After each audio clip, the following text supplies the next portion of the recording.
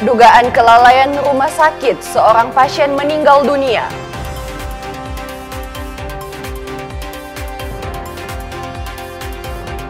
Menteri ESDM Bahlil Lahadalia siap tuntaskan masalah listrik di Kepulauan Sulawesi Utara.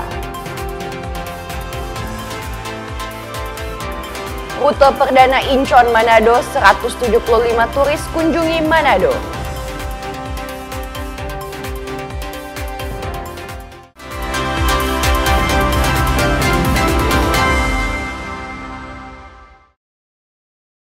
Selamat pagi saudara, apa kabar Anda hari ini? Jumpa lagi dalam program Kompas Manado Pagi, Kamis 30 Oktober 2025. Selain 3 berita utama tadi, Anda juga bisa menikmati sejumlah informasi menarik lainnya yang dihimpun tim redaksi Kompas TV Manado. Bersama saya Anata Samewoh, inilah Kompas Manado Pagi selengkapnya. Hanya di Kompas TV, independen, terpercaya.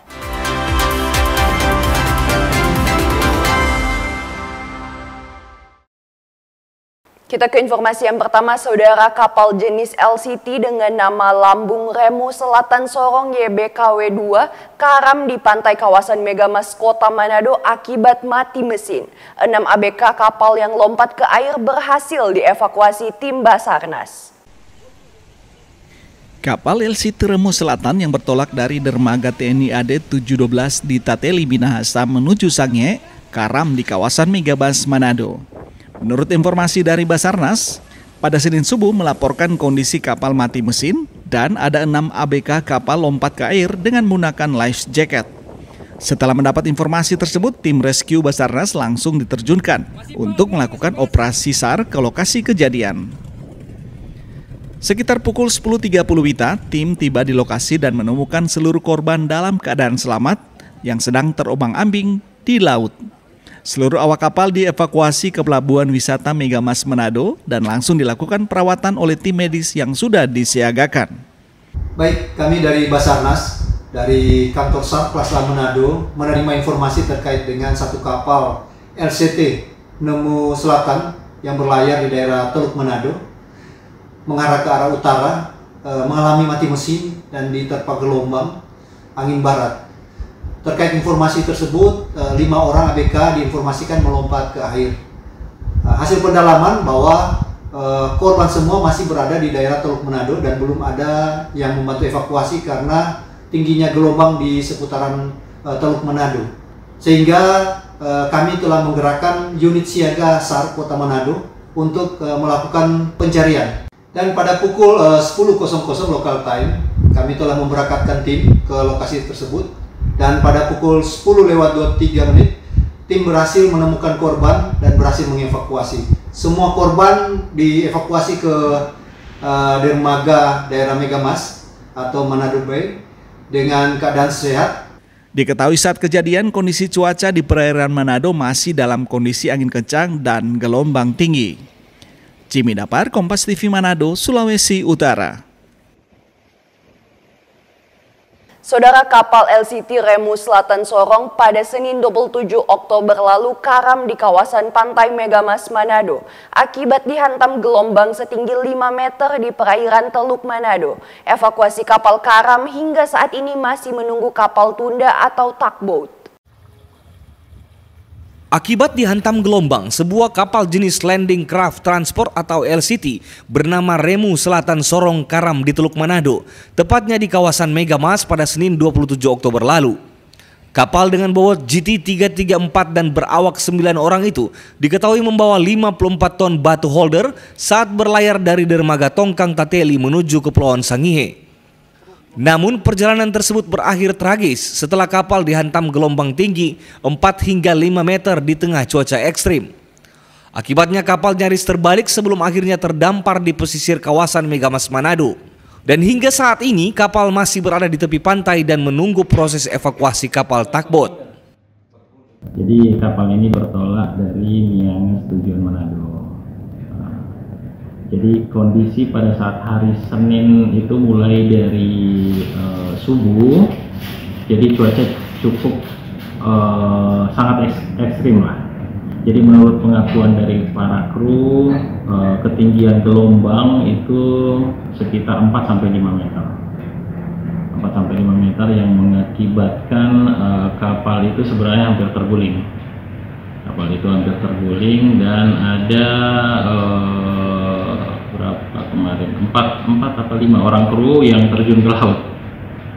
Dan upaya untuk mengevakuasi kapal sudah dilakukan oleh pemilik kapal karena kebetulan pemilik kapal juga berada di Manado untuk sekarang ini. Akan tetapi kemungkinan belum mendapatkan kapal tunda yang dekat, yang paling dekat ataupun untuk mengevakuasi kapal tersebut.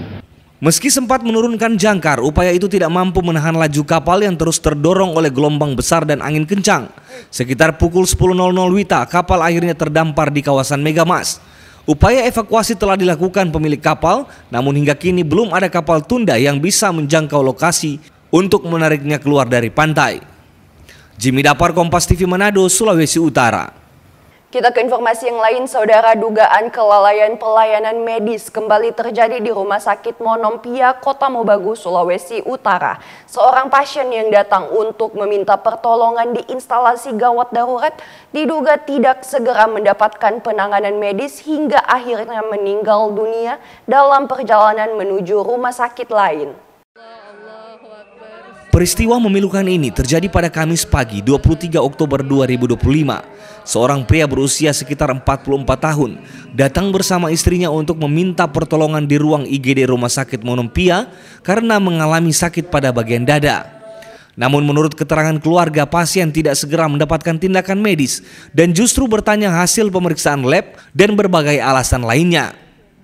Setelah menunggu beberapa waktu tanpa penanganan, pihak keluarga memutuskan membawa korban ke rumah sakit lain untuk mendapatkan pertolongan medis. Sayangnya dalam perjalanan menuju rumah sakit tujuan, korban akhirnya meninggal dunia. Meski ikhlas dengan kepergian anggota keluarga, namun pihak keluarga merasa kecewa dengan pelayanan medis di rumah sakit tersebut dan berharap tidak terjadi kepada pasien lain yang membutuhkan pertolongan medis. Perawat bangun cuman lihat begitu, terus bilang, aduh mesti ada hasil lab lah apa. Jadi banyak yang dorang pe alasan sampai orang rasa kayak tidak mau dilayani begitu. Sementara almarhum sudah mengeluh, mana dang dokter, lihat akang dulu pak kita dari kita pe dada ini susah sekali begitu. Jadi sampai ada 2 perawat yang keluar waktu itu, sampai istri almarhum bilang kalau ndak ada ditangani mari jemput orang mau cari rumah sakit lain. Sementara pasien waktu itu memang siksa ada batahang sakit. Sementara itu pihak Rumah Sakit Monompia juga membantah adanya dugaan pembiaran pasien. Menurutnya pihak rumah sakit, petugas di IGD telah menjalankan prosedur sesuai standar operasional rumah sakit, yakni menerima pasien dan memberikan edukasi terkait kondisi rumah sakit yang saat itu penuh. Perawat mengedukasi pasien untuk duduk di kursi karena saat itu keadaan bed, tempat tidur, berangkar, bahkan kursi roda dalam keadaan full. Tapi di saat itu setelah diedukasi, pasien langsung berdiri, kemudian langsung pindah dan pergi meninggalkan rumah sakit dan pindah ke rumah sakit selanjutnya. Jadi kalau unsur pembiaran, SOP dari rumah sakit sudah dijalankan, penerimaan pasien, edukasi pelayanan keadaan rumah sakit yang full sudah diinformasikan untuk bisa dilakukan pelayanan tapi sesuai dengan keadaan dari rumah sakit. Seharusnya pasien yang datang dalam kondisi gawat darurat tetap mendapatkan pertolongan medis sementara seperti pemeriksaan awal atau tindakan penyelamatan dasar sebelum dirujuk ke rumah sakit lain. Rahman Rahim, Kompas TV, Kota Mobagu, Sulawesi Utara. Saudara, penyidik Balai Penegakan Hukum Kehutanan Wilayah 3 Sulawesi Utara akhirnya menghentikan penyidikan kasus tindak pidana dugaan penyelundupan cula badak yang melibatkan seorang WNA asal Cina, Bauki. Bauki telah dibebaskan dari segala tuduhan dan kembali ke negara asalnya pada 2 Oktober 2025. Bauki, WNA asal Tiongkok, akhirnya bisa menghirup udara bebas setelah kurang lebih 5 bulan menjadi tahanan Balai Penegakan Hukum Kehutanan Wilayah 3 Sulawesi. Sebelumnya, Bauki yang awalnya datang ke Manado sebagai manajer di perusahaan pariwisata ini harus berurusan dengan hukum karena diduga menyelundupkan cula badak asli saat tiba di Bandara Samratulangi Manado 20 Maret 2025 silam. Saat itu Bauki datang bersama rombongan berkunjung ke Manado untuk survei lokasi dan potensi wisata Sulut dan membawa souvenir 13 cula badak, empedu sapi dan 12 taring harimau. Saat proses hukum berlangsung, Bauki ditetapkan tersangka pada 11 April. Merasa dirinya tak bersalah, Bauki mengambil upaya hukum dengan menyewa penasihat hukum di Manado. Melalui usaha pengajuan pra-peradilan dan mengumpulkan bukti-bukti, akhirnya kasus dugaan penyelundupan cula badak ini dihentikan lewat surat penetapan penghentian penyidikan yang dikeluarkan oleh Balai Penegakan Hukum Kehutanan Wilayah 3 Sulawesi. Bauki dibebaskan dari tuduhan dan kasus ini dinyatakan bukan merupakan tindak pidana karena tidak terdapat cukup bukti. Isi dari penetapan penghentian penyidikan ini karena tidak terdapatnya cukup bukti dan peristiwa tersebut bukanlah merupakan peristiwa tindak pidana. Setelah kami melakukan cross check, ternyata pemeriksaan atas barang bukti itu lewat pemeriksaan mikroskop awalnya ternyata bukanlah cula asli, dan kami meyakini itu sejak awal karena 13 cula badak yang disampaikan asli sejak awal perkara bergulir kami sudah bantah karena tidak mungkin cula badak asli itu masuk ke Indonesia lewat Cina karena Cina atau Tiongkok itu tidak ada cula. Selain kasus dihentikan, sejumlah tuduhan terhadap manajer pariwisata ini seperti menyelundupkan cula badak asli dan anggota jaringan internasional penyelundupan satwa tidaklah benar. Kini Bauki telah kembali ke negara asalnya Tiongkok pada 2 Oktober 2025. Doni Arai, Kompas TV Manado, Sulawesi Utara. Informasi Menteri ESDM siap tuntaskan masalah listrik di kepulauan akan kami hadirkan sesaat lagi. Tetaplah bersama kami.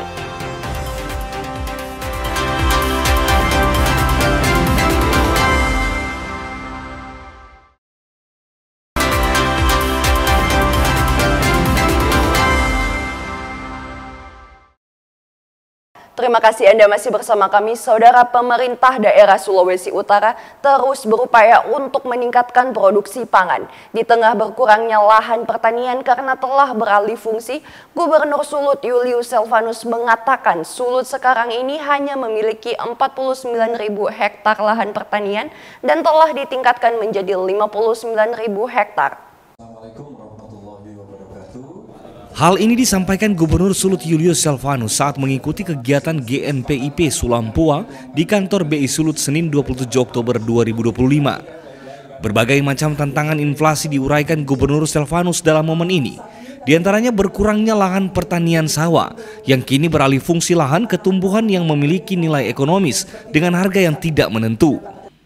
Menurut Gubernur, hal tersebut pun berdampak pada kekurangan pangan beras sekitar 120.000 ton. Namun menurutnya pemerintah terus berupaya di mana hingga saat ini lahan pertanian untuk produksi pangan telah meningkat menjadi 59.000 hektar, termasuk lahan pertanian jagung dan umbi-umbian. Soal luasan lahan pertanian kami, memang exciting itu 49 hektar, 49.000 hektar exciting. Kemudian di upaya yang sudah kita lakukan pemerintah provinsi maupun kabupaten kota, kita menambah sampai 59.000 hektar ya.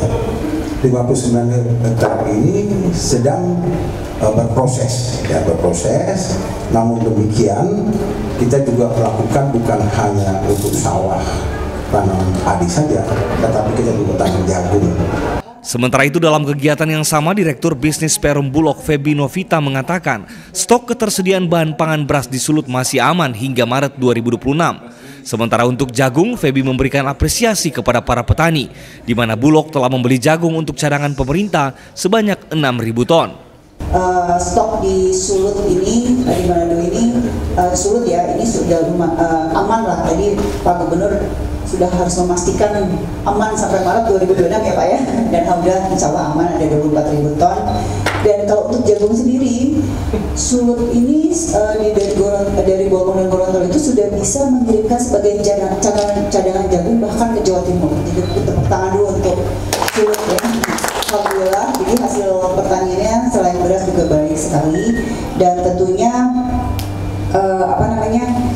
Bulog dengan stok yang lumayan kuat tentunya sampai nanti musim panen MT1 atau panen rendeng berikutnya ini insya Allah bisa, jangan khawatir lah ya. Kedepannya diharapkan Sulawesi Utara dapat mencapai kemandirian pangan, meningkatkan kesejahteraan petani, serta menjadikan sektor pertanian sebagai penopang utama pertumbuhan ekonomi.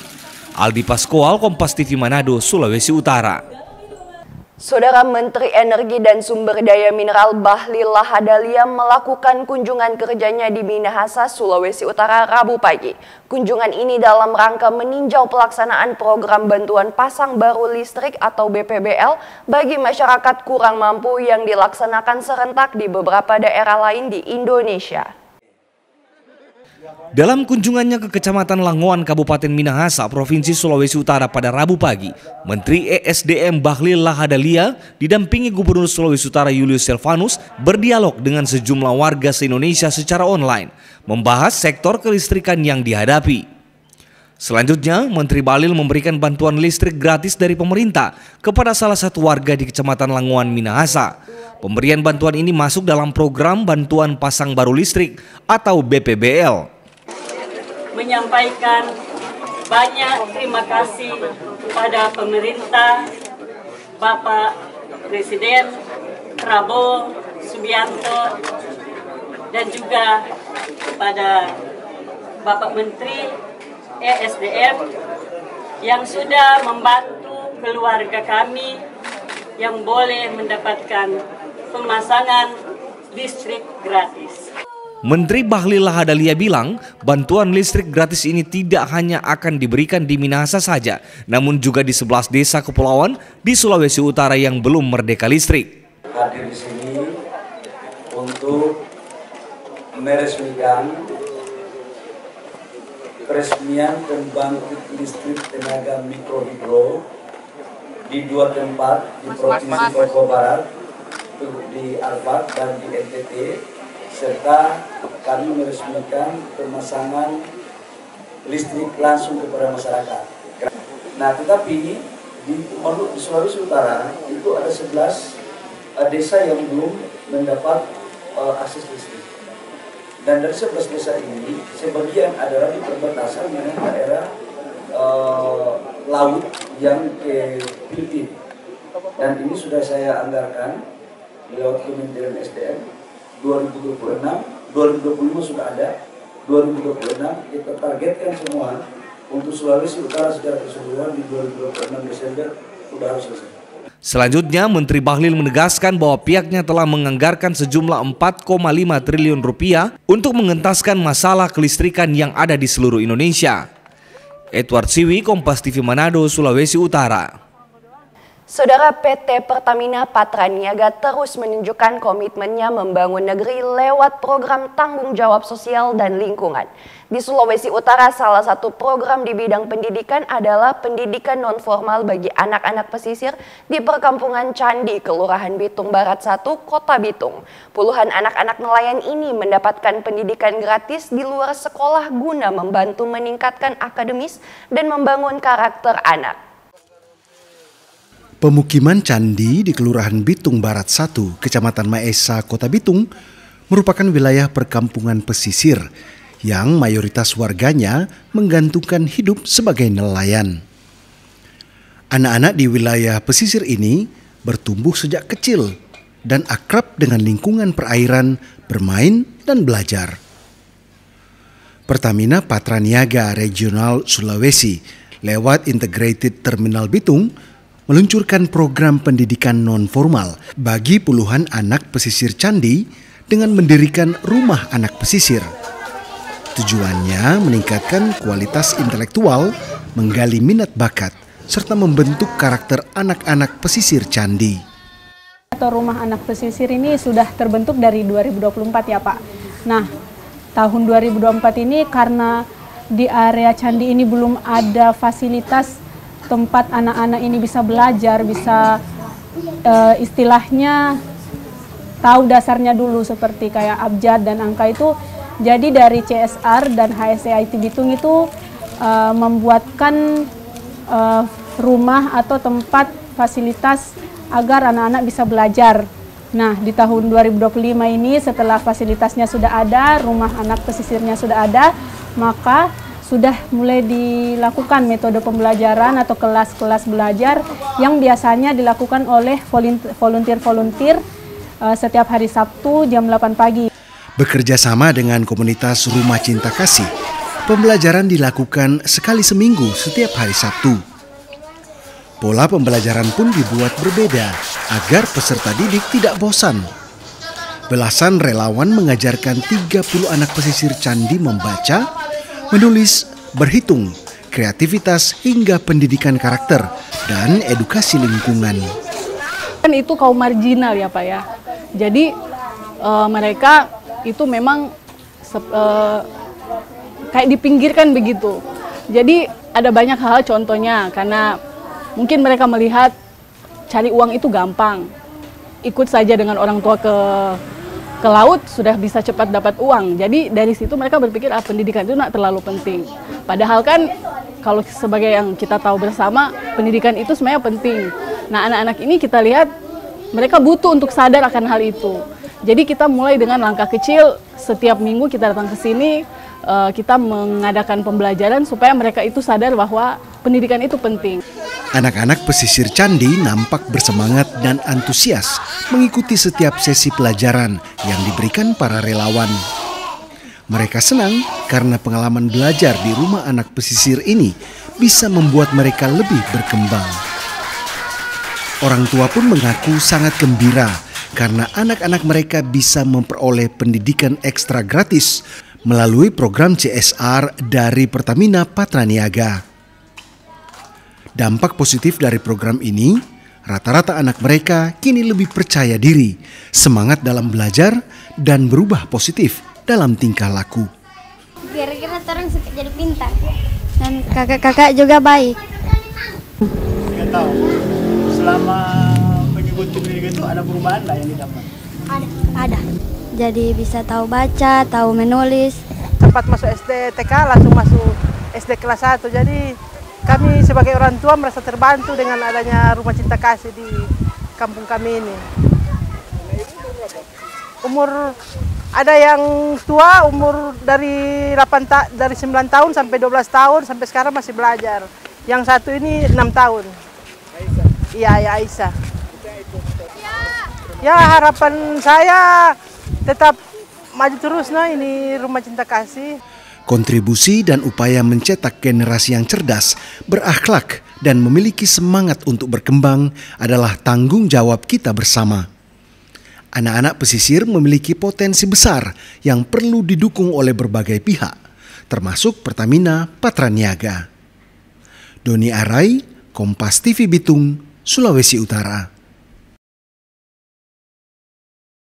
Informasi rute perdana Incheon Manado 175 turis kunjungi Manado akan kami hadirkan usai jeda berikut. Tetaplah bersama kami.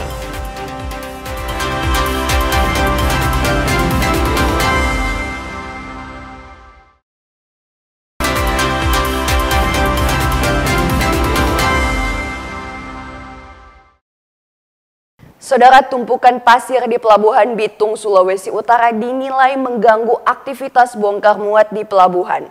Pasalnya sudah 2 tahun berjalan tumpukan pasir di dermaga kapal LCT itu belum juga diangkut ataupun dibersihkan. Pelaku usaha di Kota Bitung, Puboksa Hutahean adalah salah satu warga yang menyoroti keberadaan tumpukan pasir di area Pelabuhan Bitung, di mana menurutnya tumpukan pasir yang menggunung itu sudah hampir 3 tahun belum juga diangkut. Jika keberadaan pasir tersebut ada kaitan dengan masalah hukum, pihak terkait diharapkan dapat segera menyelesaikan demi kelancaran aktivitas pelabuhan. Dan adanya persoalan penimbunan pasir itu yang sampai sekarang sudah 3 tahun tidak ada unsur hukum.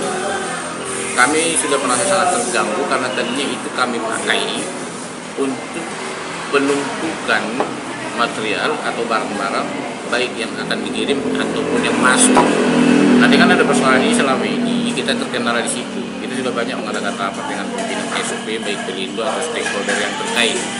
Tapi sampai sekarang dalam hal ini Polres Bitung belum kita tahu informasi yang jelas terkait keputusan ini.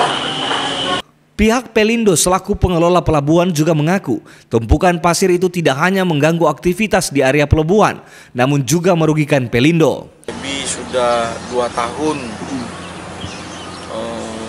pasir tertimbun itu sangat mengganggu dan berdampak ke kami juga kaitan dengan lahan idle. Sehingga yang sekarang kami manfaatin yang kurang begitu luas. Kami sudah koordinasi lewat kepolisian, kalau kejaksaan, sehingga pada saatnya ketika bisa diselesaikan, itu kami rasa bersyukur. Diketahui di lokasi tumpukan pasir di Pelabuhan Bitung itu merupakan dermaga tempat berlabuh kapal LCT yang biasa mengangkut alat berat atau kendaraan yang akan diberangkatkan ke daerah lainnya di Sulut bahkan di Indonesia. Dermaga tersebut juga menjadi akses pengiriman pasir dari Kota Bitung. Jamie Anis, Kompas TV Bitung, Sulawesi Utara.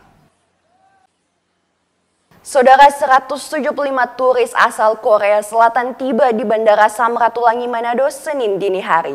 Kedatangan ratusan turis ini menandai penerbangan perdana rute Incheon Manado. Maskapai penerbangan EasterJet yang membawa 175 turis asal Korea Selatan tiba di Bandara Samratulangi dan disambut dengan tradisi water salute. Nampak Wakil Gubernur Victor Mailangkai didampingi Kepala Dinas Pariwisata Sulut Devi Thanos dan pihak otoritas bandara menyambut kedatangan ratusan turis Korea Selatan ini. Rute baru Incheon Manado menandai terbukanya kembali konektivitas Manado dengan Korea Selatan. Gubernur Julius Silvanus saat menghadiri kegiatan GNPIP Sulampua di kantor perwakilan BI Sulut Senin 27 Oktober mengatakan pemerintah provinsi terus berinovasi guna mengembangkan sektor pariwisata. Perbaikan infrastruktur destinasi wisata menjadi lebih baik dan layak, sementara dilakukan agar wisatawan yang berkunjung menjadi betah. Saat ini kunjungan pariwisata mancanegara Sulawesi Utara ini semakin meningkat dengan dihadirnya tadi pagi dari Korea Selatan, dari Seoul, telah mendarat pukul 01.00. Dan ini penerbangan pertama, kemudian nanti malam saya akan ada kegiatan welcome dinner untuk mereka.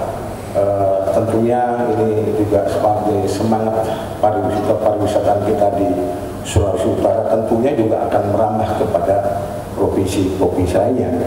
Karena penerbangan ini dalam 1 minggu akan dilaksanakan 4 kali sampai bulan Desember nanti masuk ke reguler. Setiap hari ada wisatawan mancanegara dari Korea Selatan ke Manado. Selain penerbangan dengan Korea Selatan, Gubernur juga sedang merintis kembali untuk membuka akses penerbangan Manado dengan sejumlah kota di Tiongkok. Aldi Pascual, Kompas TV Manado, Sulawesi Utara. Saudara, Gubernur Sulawesi Utara Julius Silvanus telah melakukan penandatanganan perjanjian kerjasama dengan pihak maskapai EasterJet asal Korea untuk penerbangan langsung Kota Manado, Kota Incheon, Korea Selatan. Kerjasama ini diharapkan akan menunjang sektor pariwisata di daerah ini. Pesawat maskapai penerbangan EasterJet asal Korea Selatan tiba di Kota Manado pada Senin dini hari dengan membawa sejumlah wisatawan dan delegasi asal Korea Selatan. Kedatangan mereka disambut oleh Wakil Gubernur Sulawesi Utara Victor Mailangkai dan Kadis Pariwisata Devi Thanos. Ratusan wisatawan dan delegasi ini kemudian dijamu dengan welcome dinner oleh Gubernur Sulawesi Utara Julius Silvanus beserta jajarannya di Wisma Negara Bumi Beringin. Devi Thanos, Kepala Dinas Pariwisata Sulut bilang, penerbangan Manado Incheon baru akan rutin dilakukan setiap minggunya di awal tahun 2026. Namun kerjasama antar kedua pihak ini telah membuka sejumlah peluang terutama di bidang pariwisata daerah. Tentunya kita semua patut bersyukur Dengan adanya inaugural flight ini, kita akan ketambahan lagi turis-turis dari mancanegara, dalam hal ini Korea Selatan. Korea Selatan baru membuka 4 kota di Indonesia untuk penerbangan langsung mereka, yaitu di Jakarta, Bali, kemudian Batam, dan yang keempat adalah di Manado, Sulawesi Utara. Bagaimana mungkin kalau kita tidak menyambut itu dengan tangan terbuka, dengan baik tentunya, kita perlihatkan ke mereka bagaimana hospitality masyarakat Sulawesi Utara. Tentunya saat ini masih penerbangan charter flight sampai di bulan Desember. Sementara itu, Ryun, warga Korea Selatan bilang dirinya begitu terpesona dengan pariwisata dan keindahan alam di Sulawesi Utara. Very good, memories for the Korean people. It's a very good change for us and also we are customers like these places. But just one thing that your road condition is not so good, so working this time. It will be okay. Okay. I mean, I think it's the first operating to Korea to the Sulawesi. Wisatawan mancanegara asal Korea Selatan, Cina, Taiwan, dan sejumlah negara Eropa dipastikan akan mendatangi Sulawesi Utara secara rutin dengan dibukanya sejumlah penerbangan langsung ke kota Manado. Pemerintah daerah sementara mempersiapkan fasilitas penunjang pariwisata daerah demi mempertahankan keberlanjutan kunjungan wisatawan di daerah ini. Edward Siwi, Kompas TV Manado, Sulawesi Utara. Informasi tadi menutup perjumpaan kita dalam Kompas Manado Pagi. Anda bisa menyimak video tayangan kami di kompas.tv atau siaran langsung via streaming di kompas.tv/live. Saya Natasha Mewoh pamit undur diri. Tetap saksikan rangkaian program berita di Kompas TV, independen, terpercaya.